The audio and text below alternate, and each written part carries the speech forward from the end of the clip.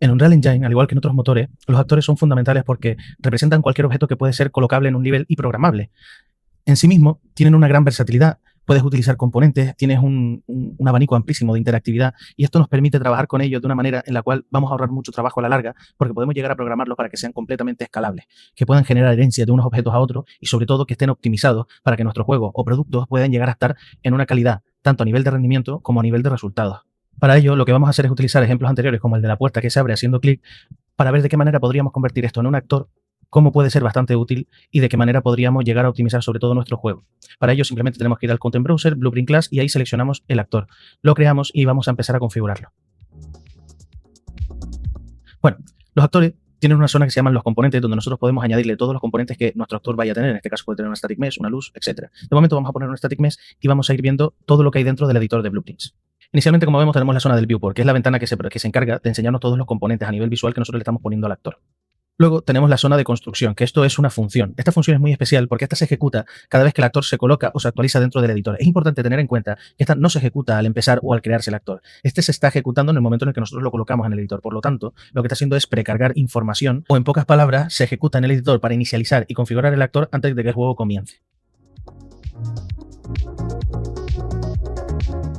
Y finalmente tenemos la zona en la que hemos estado trabajando durante el curso, que es el Event Graph, que es donde nosotros vamos a configurar toda la lógica que tenga que ver con el actor, ya sea con los componentes o cuando el actor se crea dentro del nivel. En la zona de componentes podemos añadir cualquiera de los objetos que nosotros tenemos disponibles dentro del Place Actor, todos aquellos actores. Inclusive podemos importar también funcionalidades y otros componentes que ya tengan programación. Eso lo veremos más adelante y veremos cuál es la utilidad de los componentes. Luego tenemos la zona de gráficos para poder crear varios gráficos y tener un entorno más limpio a nivel de programación, la zona de funciones y macros y donde se coloca nuestra variable. Luego veremos más adelante qué son los eventos dispatcher y por qué es tan importante esta zona, tanto para los niveles asíncronos como para acciones que deben ejecutarse cuando pasen otras cosas o acciones aleatorias que puedan llegar a gestionarse de manera independiente a la función principal del actor. Luego tenemos la zona de details, que esta va actualizándose según el componente que nosotros hayamos seleccionado.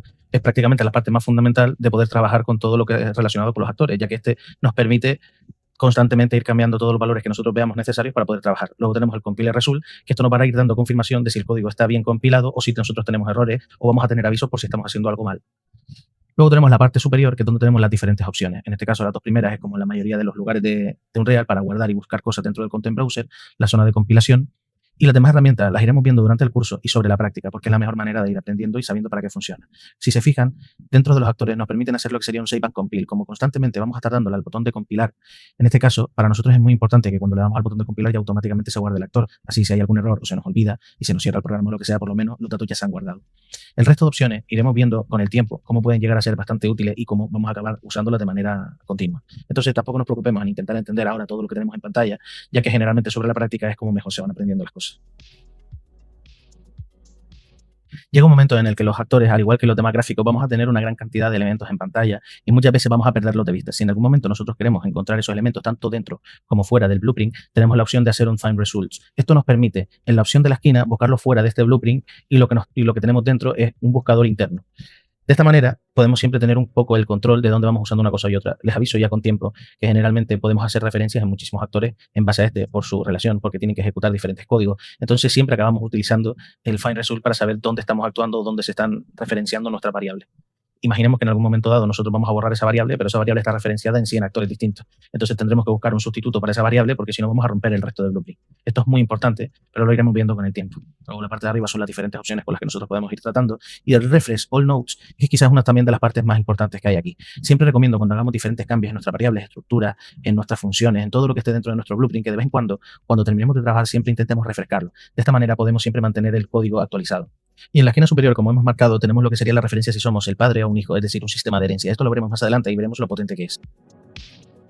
Luego tenemos otra de las zonas que sería el Class Settings, que de lo que se encarga es de preconfigurar el comportamiento de nuestro blueprint. Es decir, toda la preconfiguración, como las interfaces, lo veremos más adelante porque esto es verdad que tiene un nivel medio relativamente avanzado y el Class Default son los valores por defecto que va a tener toda nuestra preconfiguración. Eso también lo tocaremos más adelante. Luego tenemos la zona del medio para la ejecución y la zona donde nosotros podemos marcar si queremos debuguear el código, es decir, que se enciendan los nodos para nosotros ver qué se está ejecutando en ese momento y analizar los fallos. Hay que tener en cuenta que a la hora de trabajar con actores existen varios modos. En este caso, nosotros podemos tratarlos como lo que ven, es decir, un sistema normal en donde vamos añadiendo diferentes componentes. Pero realmente la idea de crear un actor es que sea lo más escalable posible, es decir, que nosotros lo configuremos de tal manera que podamos llegar a modularlo tanto que podamos utilizarlo para infinidad de situaciones, que tengan funcionalidades que se repitan en todos a nivel de jugabilidad y que nosotros podamos ir cambiando lo que serían los valores generales para que se comporten de diferente manera. Es decir, que pueda ser un objeto interactuable, que pueda ser una puerta, que esa puerta pueda convertirse en ventana y su programación se adapte a ello. Eso lo veremos más adelante porque se le llama sistema de modulación. Al igual de que esto podemos vincularlo, por ejemplo, a bases de datos, etcétera. O sistemas de componentes que, por ejemplo, añaden funcionalidades nuevas, como puede ser un sistema de inspector, su propio inventario, en caso de que sean objetos looteables, etcétera. Esto lo miraremos con el tiempo y sobre todo sobre la práctica. De momento vamos a hacer una breve configuración para que vean cómo se puede hacer una puerta de tipo actor y que ya tenga toda la funcionalidad de apertura que tendría la puerta que nosotros previamente habríamos creado generando este código dentro del nivel. Y vamos a ver cómo esto al final puede ser escalable y repetible. Nosotros podemos poner luego esta puerta infinidad de veces dentro del escenario y no tendremos que configurar cada puerta dentro del blueprint del nivel para que gestione lo que sería su apertura.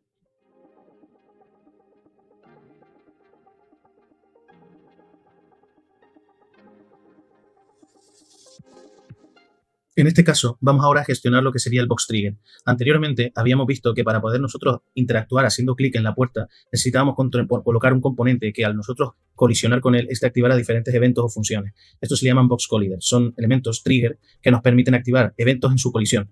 Tienen muchas más funcionalidades. Por ejemplo, pueden cumplir eventos tanto a la entrada como a la salida.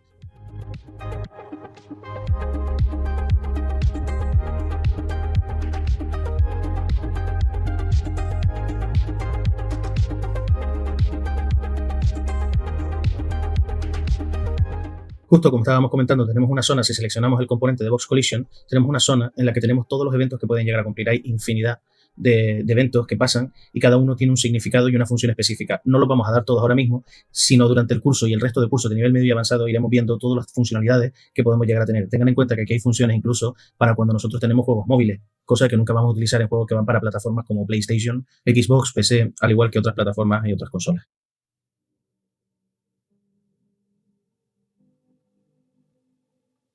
Entonces, en este punto, lo que nos queda por hacer es crear la lógica de funcionamiento que nosotros hemos hecho fuera, es decir, que tengamos la capacidad de entrar cuando colisionemos dentro del box trigger y este nos dé la posibilidad de hacer un evento de tipo click en la puerta para que ésta se abra cuando nosotros entremos. Entonces, lo primero que vamos a hacer es ahora sacar la funcionalidad del box collider y empezar a programar toda la lógica que ya hemos hecho previamente.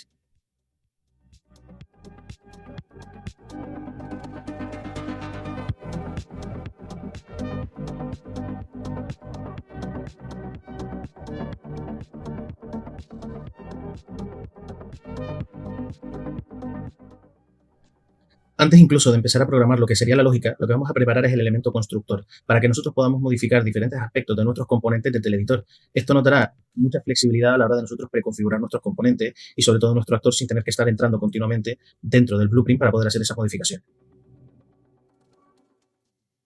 Quizás una de las partes más fundamentales de trabajar en programación, ya sea con Blueprint o no, es tener siempre todo comentado y organizado. Es por ello que siempre que creemos una variable, una función o cualquier otro componente, siempre los tengamos agrupados y documentados. De esta manera, tanto si trabajamos nosotros y con el tiempo queremos acceder a ello, tendremos una buena explicación de todo lo que hemos creado y hecho, al igual que si otra persona quiere verlo, también tendrá la posibilidad de hacerlo. En este caso, una vez que nosotros hemos creado la variable, ya vemos que nos aparece en el box collider porque lo que hemos hecho es exposearla. Hemos encendido el ojo que hay al lado de la variable y como nosotros lo hemos metido dentro de una categoría llamada box collider, ya aparece organizada en el editor.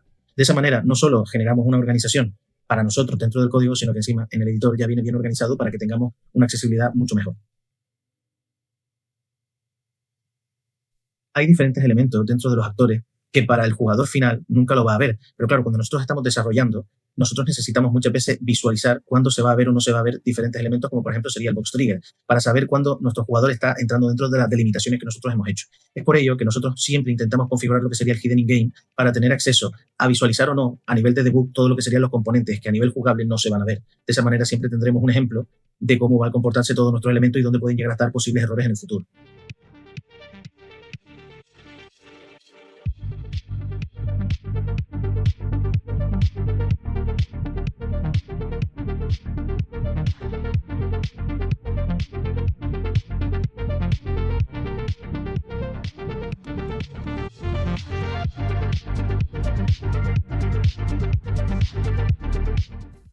Dentro de la creación de actores siempre nos vamos a dar cuenta de que vamos a crear lógicas de funcionamiento, lógicas de programación para elementos que van a tener aspectos diferentes, es decir, van a tener static mesh distintos. Es por ello que si nosotros en algún momento quisiéramos cambiar la puerta por otra puerta completamente distinta, pero al final va a comportarse exactamente igual, entonces lo que nosotros tenemos es la posibilidad de cargar estos static mesh desde el editor y de esa manera no nos vemos forzados continuamente a entrar dentro del blueprint para ejercer este tipo de cambios.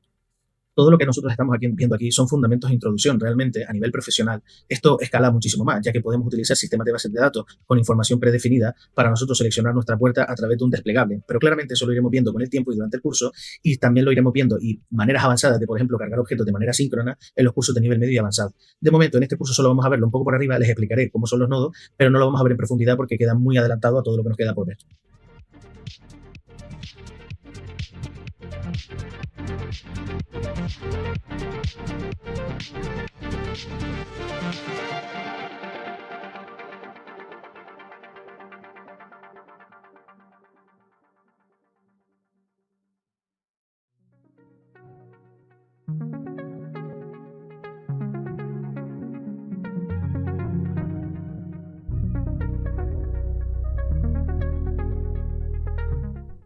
En este caso nos hemos dado cuenta de que cada vez que trasladamos el actor al escenario tenemos que estar introduciendo constantemente los valores de cómo queremos que se vea, por ejemplo, el tamaño del boss collider, etc. Para eso existe lo que sería la class default, que nos permite ya predefinir lo que serían tanto los valores como los static mesh que debería tener de manera predeterminada a la hora de nosotros llamar ese elemento al escenario, a la hora de llevarlo, perdón.